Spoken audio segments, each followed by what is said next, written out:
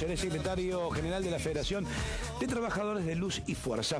Guillermo Morales Provenil, ¿cómo le va? No, por favor, buen día. Lo hicimos esperar. Bueno, pero había cosas que estaban muy lindas, la verdad que... ¿Se divirtió muy con contento. los cuentos? Sí, la verdad que sí. Bueno. Parte Larry de Boca, así que... Ah, y ¿Usted de Boca? Por supuesto. Ah, bueno, entonces son compañeros. Entonces son Un compañeros. recordatorio, no se puede hablar hoy de sindicalismo sin hablar de la muerte de Ongaro, que ha fallecido a los 92 años, el creador de la CGT también, el CGT de los ¿Y en qué momento? Sí, ¿en qué momento tan difícil de Un momento Onganía? tan difícil, un momento de facto, gobierno de facto, que realmente haber creado y bueno, realmente vamos a ir hoy a acompañar a los compañeros y a la familia del compañero porque realmente... Es un símbolo muy fuerte en el sindicalismo argentino, Sí. en un momento crucial, ¿no? Por sobre todas las cosas, yo resalto en el momento que fue. Todo tiene que ver un momento, y bueno, creo que es un momento histórico lo que pasó con haber creado en ese momento la CGT y que Ongaro haya sido su secretario general. Creo que todos los compañeros afiliados a los gráficos deben tener un enorme orgullo, como sentimos todos, y la fuerza, las ganas de querer hacer las cosas cuando se quiere y se puede, ¿no? Ha marcado un gran presente. Yo cuando nos enteramos de la noticia, hacíamos con Amelia un repaso de la trayectoria de este hombre, de este trabajador, ¿no? Que ha peleado fervientemente por los derechos de los trabajadores. Pero digo, un gran presente, ¿no? Marcó en el movimiento obrero Ongaro. ¿Se lo va a extrañar? Se lo va a extrañar, porque viste que muchas veces uno dice, la gente grande... Normalmente los dirigentes gremiales se jubilan, pero se jubilan del lugar, pero nunca de la función que uno cumple. Es cierto, es cierto. No se jubila nunca, siempre están, y si uno va y tiene la posibilidad de charlar, de tomar un café, de tomar un mate, aprende muchísimas cosas. Y para también no cometer errores, porque al final, si vos te das cuenta, en estos últimos 25 años se han producido cosas y que después volvemos a cometer el mismo error. Y esto es lo que a veces uno no aprende, ¿no? Porque tendría que aprender mucho de esos dirigentes que en el momento que creó la CGT, en un momento difícil, y bueno, y a veces hoy nosotros que vivimos un momento también complicado, digamos, en tema de la unidad, el tema de un triunvirato y todo lo demás, decimos... En momentos mucho más difíciles se pudo armar una CGT con una unidad completa. Guillermo, a propósito, y por supuesto este presente, la CGT, se habla de triunvirato, se habla de quinteto, ¿se va, definitivamente, va camino a unificar la CGT? Yo creo que lo mejor que tendría que pasar es la unidad, y si es la unidad, respetar el estatuto. Que haya una comisión directiva, que haya un secretario general, que se cubran todos los cargos como corresponde. Porque si vamos a la unidad y decimos vamos a un triunvirato, un cuarteto, un quinteto, no es una unidad. Es más un acuerdo para salir adelante del paso. Y si realmente lo que están pidiendo todos los trabajadores es la unidad del movimiento obrero. Y bueno, hay algunos secretarios generales que han dado un paso al costado. Bueno, en ese paso al costado tenemos que ser lo suficientemente inteligentes, todos los actores, y decir, bueno, vayamos por la unidad y la unidad en serio. ¿Ustedes acompañan a la unidad? A la unidad sí, pero con un solo secretario general, respetando el estatuto. Ustedes ya tienen su candidato, ¿no? Nosotros, nuestro candidato es Sergio Sacia, donde nosotros también acompañamos con idea, con un trabajo. Nosotros decimos que tenemos que presentar una propuesta al presidente de los temas más importantes que hoy que tenemos que tratar, como es el tema de la inflación, como es el tema del desempleo, como es el tema... Hoy por hoy hay que tener muy en cuenta el tema de la productividad interna, porque lo que está pasando hoy con la frontera, lo que está pasando con las compras, son todo pérdida de trabajos nuestra después. Y esto son anécdotas, pero hoy la gente está yendo a Encarnación a cargar el combustible, la gente de Misiones. Hoy la gente del Chaco, Corrientes, se va a comprar a Paraguay. Y entonces uno dice, va contento porque no tiene otra alternativa, es más barato, todo lo demás. Pero no se da cuenta que acá están perdiendo de trabajo porque empiezan a fracasar las textiles. Son fuentes de trabajo que se pierden. Que se pierden las pymes, las textiles. Ahora, ¿Qué pasa con el tema de neumáticos? Claro. Todo el mundo hoy está el boom, cambiamos en Asunción las 4 gomas, me quedo 2 días y me sale la mitad de precio. Pero para eso después cuando pasa a la Argentina hay gomerías que se cierran. Y hay que tener en cuenta eso. Por eso yo digo, ya vivimos esta etapa Ya vivimos esta etapa y estamos volviendo a cometer el mismo error.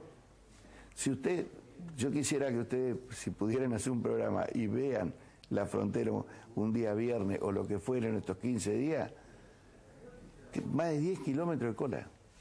10 kilómetros de cola de gente cruzando para comprar alimentos, claro. Por ejemplo, alimentos saliendo de un país que es uno de los más importantes productores de alimentos del mundo. Perdón, en un país tan rico como el nuestro, Guillermo. Como el nuestro. Porque para que se entienda, ¿no? Pero vamos de todo. En el tema de la tecnología, con el tema de los celulares. Si siguen trayendo celulares afuera, ¿qué vamos a hacer con lo que se está haciendo en Tierra del Fuego? 15.000 puestos de trabajo. ¿Qué vamos a hacer con eso? Estas son las cosas que no entiende. Y uno también entiende que acá está un valor que es inalcanzable y dice la persona, voy a comprar el oro y compro al 50 o al 45% con impuesto y todo. Claro. Guillermo, usted es titular del Sindicato de Luz y Fuerza. Me contaba antes que han tenido asambleas, que había tanta gente que se hacía un estadio, sí, porque no había otra manera para que pudieran entrar todos.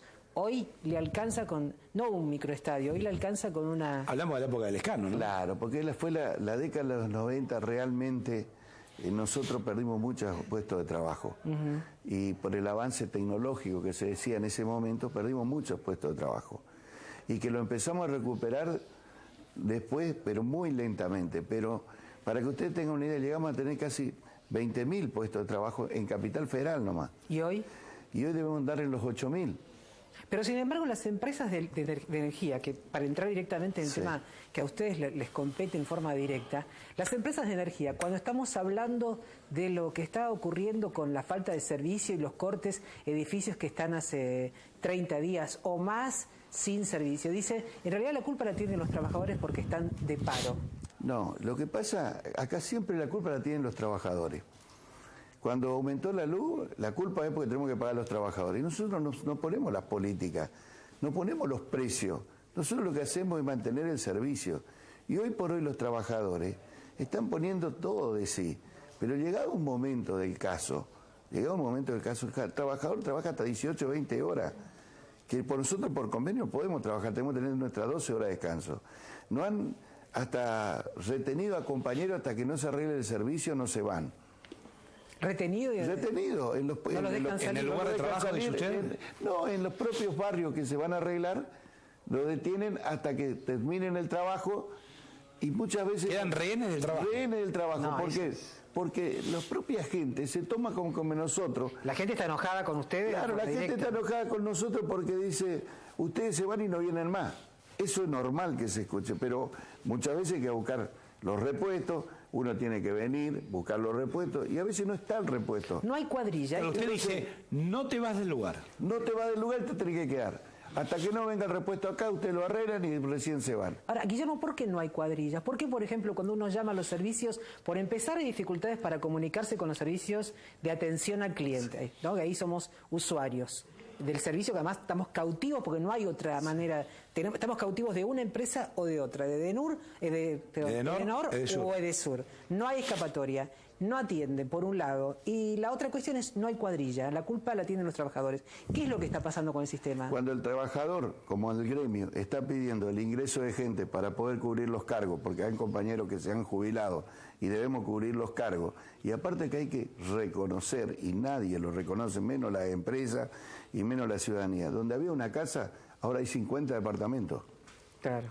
Esto nadie vio el crecimiento demográfico que hubo en Capital Federal como en todo el país. ¿Y no se hicieron las inversiones correspondientes? Y no se hicieron, para colmo, en los últimos 5 años, la nueva moda, porque esto debemos decirlo, eran los edificios inteligentes eléctricos. ¿Pero por qué? Porque la luz era lo más barato que había. Y también hay que reconocer que hasta la construcción es más barata porque con una sola cañería no se ocupa la cañería de gas. Así que también cuando construye el edificio es mucho más barato. Guillermo, pero hay barrios del conurbano que están sin luz hace más de una semana. Pero ¿sabe lo que pasa? No hay gente. Nosotros pedimos a la gente, queremos estar. Usted imagínese, tenemos 8.000 personas. Tenemos que atender más de 6 millones de medidores. Imposible. Ha crecido prácticamente más del 50% la venta de energía. Y ha crecido en el tema de medidores más de un 40%. Y tenemos la misma planta del año 97-98. Yo le pregunto, es imposible. Ahora, pero las empresas tienen tercerizado eso porque justamente... Pero que hay tercerizado, yo le hablo con tercerizado, 8.000 aún con todo no da abasto. Con todo no da abasto. Y aparte hay estamos en serios problemas, ¿eh? Es que estamos, pero hace varios años que estamos en serios problemas.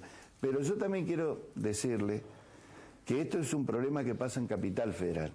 Si ustedes notan lo que pasa en el país, ustedes fíjense, hizo frío, tuvimos corte. ¿En qué otra parte del país hubo? Que también hizo frío en Córdoba. Y no hubo estos cortes. Cuando el sistema climatológico... ¿Usted qué me dice, que en Córdoba se invirtió? Hubo inversiones, está la cantidad de personal que correspondiente, la empresa es del Estado, Santa Fe se invirtió, la empresa es del Estado.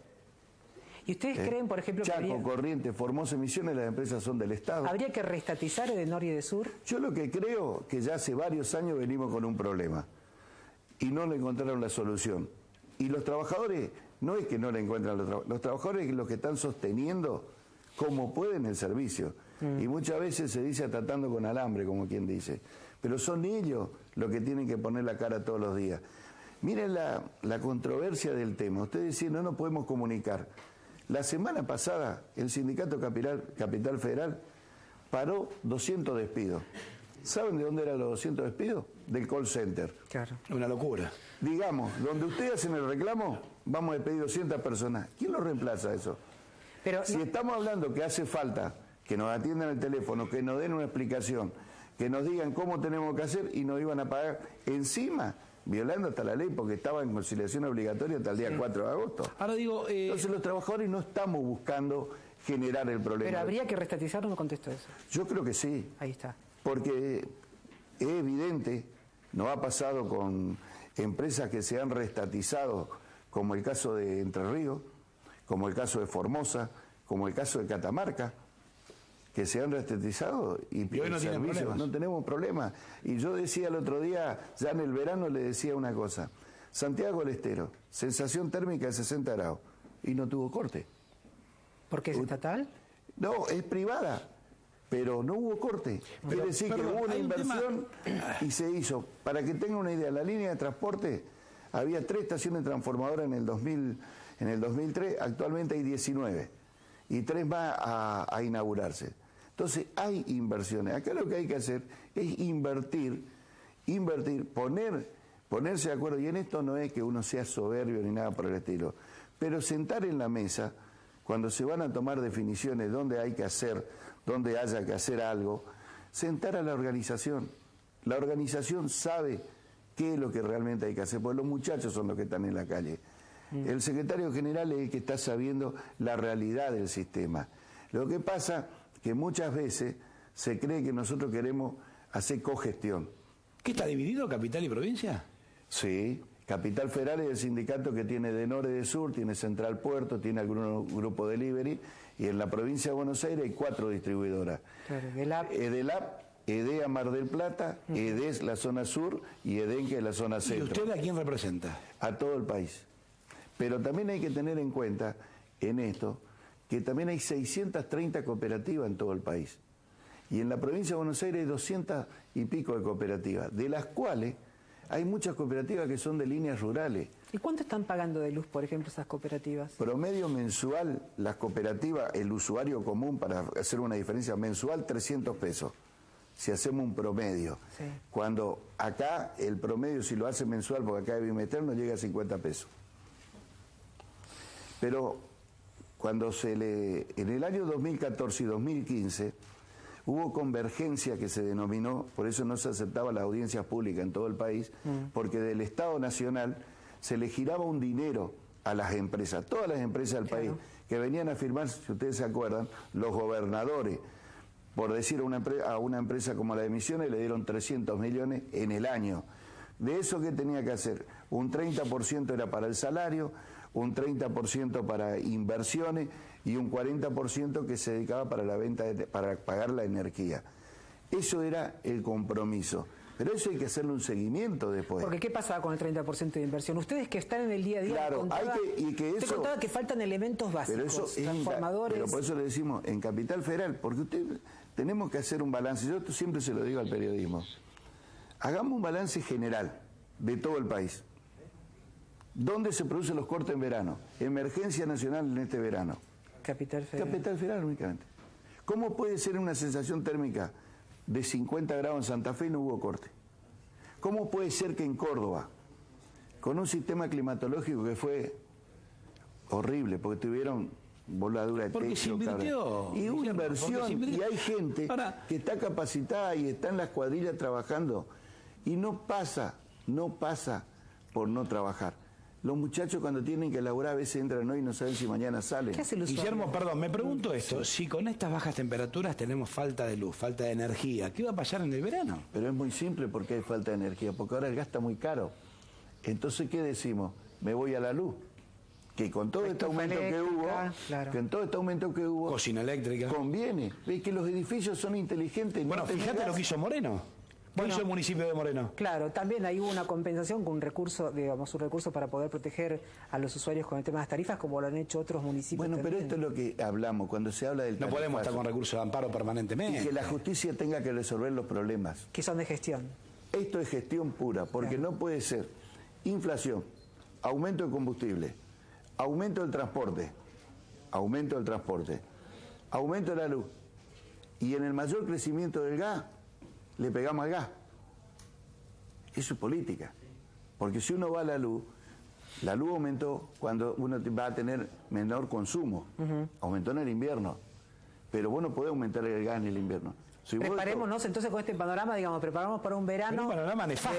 Adentro de la pileta, digamos. Es que ya lo tuvimos hace más de 5 años que venimos. Ahora, usted como secretario general, ¿cuál es el mensaje que le dice hoy al televidente, que está realmente preocupado, que hace semanas que no tienen luz? Yo lo que le digo, que nosotros los trabajadores también somos usuarios. Y muchas veces llegamos a nuestra casa y tampoco tenemos luz. Y eso nadie lo dice. Y eso lo sufre el compañero. El compañero que vive en el conurbano también. Y sufre también el maltrato de la gente que cree que por nosotros pasa la solución del tema. Nosotros, es como ustedes, venimos a trabajar, venimos pero ahí a hay que reclamarle. pero y por eso reclamamos a la empresa, y esto el Estado Nacional lo sabe. Esto el Estado Nacional lo sabe. Ustedes, es muy simple. Cuando yo lo decía el año pasado ya, y el año antepasado inclusive, cuando se hacían los edificios inteligentes, yo decía, alguien los aprueba. Claro.